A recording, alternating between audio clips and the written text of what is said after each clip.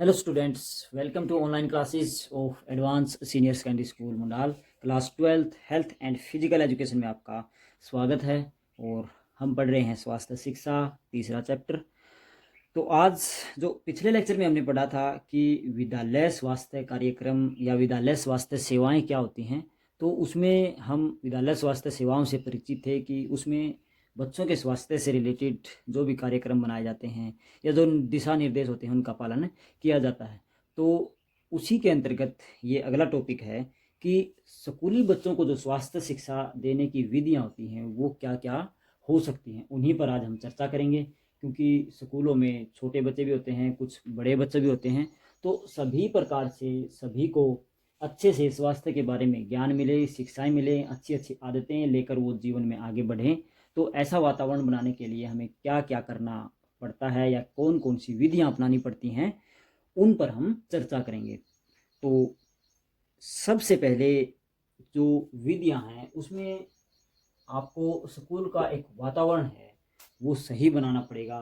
सभी बच्चों के लिए समान भूमिका होनी चाहिए उस वातावरण के अंतर्गत। तो सबसे पहले मैं यही लिख रहा हूं कि स्कूल का स्वस्थ वातावरण,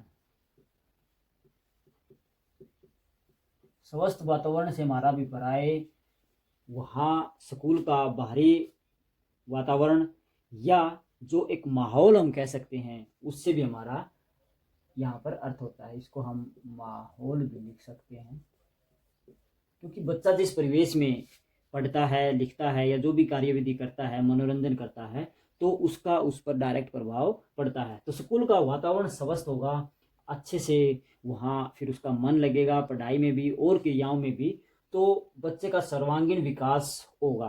तो सबसे पहले हमें स्कूल का वातावरण सही बनाना पड़ेगा।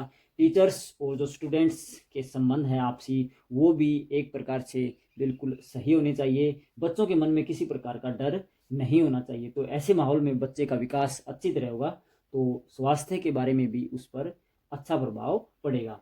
आगे बढ़ते हैं नंबर 2 पर। इसमें मैं कुछ अभी विधियां लिखने जा रहा हूँ कि स्कूली बच्चों को स्वास्थ्य शिक्षा देने की क्या क्या विधियां हो सकती हैं। वातावरण अगर हमने सही कर लिया तो जो विधियां हम अपनाएंगे उनसे बच्चों का काफ़ी लाभ होगा। तो सबसे पहले मैं यहाँ लिख रहा हूँ नंबर 2 पर भाषण, कि हर स्कूल में स्वास्थ्य के ऊपर बच्चों द्वारा तैयार किए गए भाषण उनको बोलने का मौका या अवसर देना चाहिए, जिससे जो भाषण दे रहा है उसका तो स्वास्थ्य ज्ञान बढ़ेगा ही, जो उसको सुन रहे हैं उसके बारे में भी उन पर एक पॉजिटिव इफेक्ट पड़ेगा। तो सभी के लिए यह बच्चों में एक दूसरे को देखकर खुद भी बोलने की ललक होती है। तो भाषण के द्वारा हम बच्चे का स्वास्थ्य ज्ञान बढ़ा सकते हैं या उसके जो स्वास्थ्य का शिक्षा देने की प्रक्रिया है उसको हम सुचारू रख सकते हैं। तो भाषण प्रतियोगिताएं काफ़ी स्कूलों में होती हैं और होनी भी चाहिए। तो एक निश्चित टाइम पर हम स्वास्थ्य से रिलेटेड भाषण तैयार करके देते हैं उनको। छोटे बच्चे होते हैं या बड़े होते हैं तो उनको बोलते हैं, वो खुद तैयार कर लेते हैं। नंबर 3 पर हम लिखेंगे स्वास्थ्य सप्ताह। स्वास्थ्य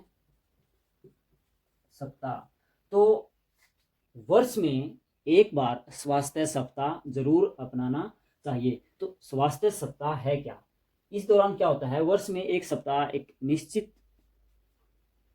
एक प्रकार से हम कह सकते हैं उसको लागू करते हैं स्वास्थ्य के बारे में।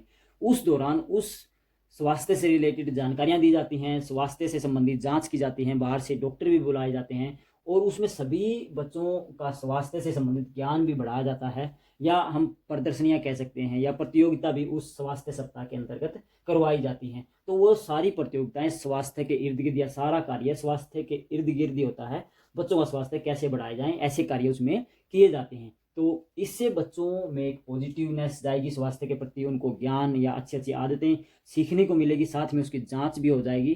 तो जो कोई बीमारियां हैं उनका भी पता चल जाएगा और बच्चों का स्वास्थ्य सही करने में हम काफ़ी हद तक सफल भी रहेंगे। तो स्वास्थ्य सप्ताह वर्ष में एक बार जरूर मनाना चाहिए। नंबर 4 पर मैं लिख रहा हूं प्रदर्शनियां। प्रदर्शनियां, तो जो प्रदर्शनियां हैं उसके द्वारा भी छोटे छोटे बच्चों को स्वास्थ्य के बारे में ज्ञान दे सकते हैं हम।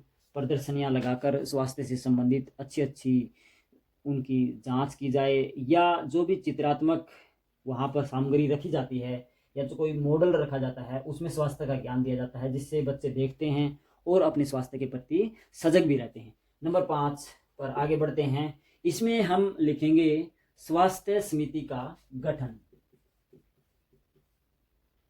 स्वास्थ्य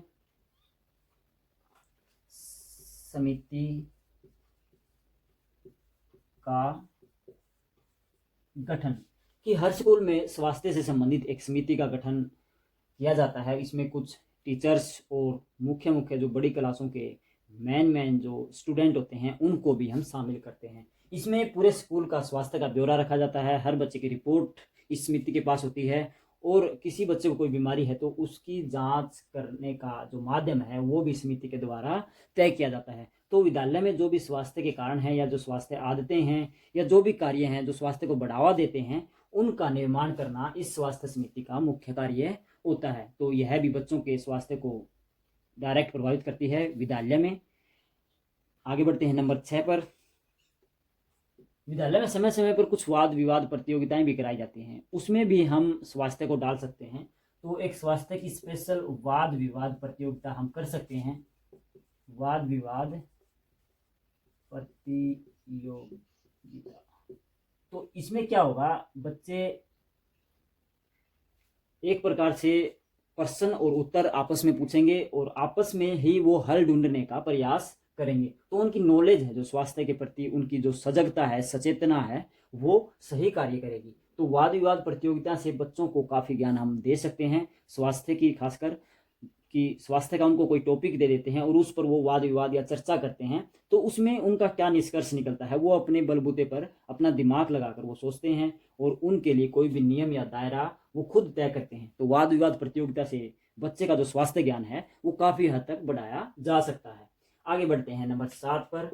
नंबर 7 पर मैं लिखूंगा कि जो भी संसाधन हैं जो स्वास्थ्य के ज्ञान को प्रसारित करने के लिए होते हैं, उनका जो स्रोत होते हैं, हम कह सकते हैं स्रोत, तो उनका हम प्रयोग करके काफ़ी बच्चों को एक स्वास्थ्य का ज्ञान दे सकते हैं। इसमें अलग अलग पुस्तिकाएं, पत्रिकाएं भी हो सकती हैं। तो मैं यहाँ पर लिखूंगा स्रोतों के माध्यम से ज्ञान देना, कि बच्चे को आप डायरेक्ट बताओगे किसी बारे में वो नहीं समझ पाएगा, मगर हम उनके कोई चित्र बनाकर या मानचित्र बनाकर या कोई मॉडल तैयार करके या चार्ट तैयार करके उनको देते हैं तो वो उनको अच्छे से ग्रहण कर लेते हैं। तो ये स्रोत में काफ़ी सारी चीज़ें आ जाती हैं, तो इसके द्वारा भी हम बच्चों में स्वास्थ्य का ज्ञान दे सकते हैं। आगे बढ़ते हैं नंबर 7 पर। नंबर 8, इसमें हम लिखेंगे कि दीवारों पर स्कूलों में कोई चित्र बनाए जाते हैं या जो भी बोर्ड है, चार्ट बोर्ड है, यहाँ पर मैं लिखूंगा चित्रपट। तो चित्रों या चित्रपट के द्वारा बच्चों को स्वास्थ्य के बारे में शिक्षाएं या उनकी आदतों के बारे में या स्वास्थ्य की जो बीमारियां चली हुई हैं उनके हम चित्र बनाकर बच्चों को उनकी सजगता के प्रति, सजग रहने के प्रति हम ज्ञान दे सकते हैं। तो चित्र या चित्रपट जो भी होते हैं वो भी बच्चे के स्वास्थ्य को प्रभावित करते हैं। नई नई बीमारियां हैं तो बोर्ड पर हम कुछ स्वास्थ्य आदतें लिख देते हैं, उनका पालन उनको प्रत्येक दिन करना होता है। तो नई नई आदतें, नई नई जानकारियां हम उस चित्रपट या चार्ट बोर्ड होता है उस पर बनाएंगे या लिखेंगे तो बच्चों पर डायरेक्ट एक अच्छा प्रभाव देखने को मिलेगा। आगे बढ़ते हैं नंबर 9 पर। नंबर 9 पर मैं लिखूंगा समय समय पर बच्चों को रेडियो या टेलीविजन के माध्यम से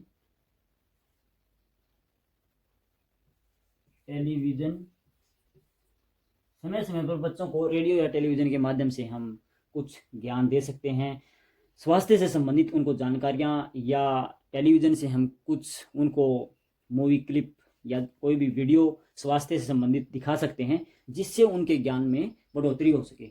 एक और पॉइंट वो हम यहाँ पर लिखेंगे नंबर 10। नंबर 10 पर मैं लिखूँगा कि भ्रमण बच्चे करते हैं कोई मनोरंजन के लिए या किसी जगह की जानकारी के लिए, तो वो पिकनिक पर जाते हैं तो उसमें हम कुछ स्वास्थ्य भ्रमण भी शामिल कर सकते हैं। स्वास्थ्य भ्रमण से मेरा अभिप्राय यह है कि बच्चों को किसी मेडिकल कॉलेज या जो मेडिकल संस्थान है उसका भ्रमण करवाएं और वहाँ पर कैसे कैसे रोगों का इलाज होता है, बीमारियों की जानकारियाँ कैसे दी जाती हैं, या जो भयंकर बीमारियाँ फैली हैं वो किस कारण फैली हैं, उनका ज्ञान हम उन बच्चों को दे सकते हैं। या आगे जाकर उनकी जो डॉक्टर लाइन होती है या जो मेडिकल फील्ड होता है, स्वास्थ्य से संबंधित जो भी उसका आगे जाने का जो प्लान होता है बच्चों का, वो भी उनके मन में या उनको अच्छे से समझ में आ जाएगा। तो बच्चे उसको एक जागरूकता के साथ ग्रहण करेंगे, वहाँ जाएंगे, देखेंगे। तो यह बच्चों के स्वास्थ्य के लिए और उनके जो भविष्य की प्लानिंग है उसमें भी काफ़ी सहायक हो सकता है। तो हमने ये आज 10 मुख्य मुख्य बातें पढ़ी कि स्कूली बच्चों को स्वास्थ्य शिक्षा देने की कौन कौन सी विधियां हम अपना सकते हैं। तो ये हमने जाना, आप भी इनको अच्छे से नोट करें। इसके अलावा आपको कोई और बातें आपको दिखाई देती हैं, नज़र आती हैं या आपके दिमाग में आती हैं तो आप उनको भी नोट कर सकते हैं। तो वीडियो को अच्छे से देखें, अच्छे से समझें। आज के लिए इतना ही। Thank you.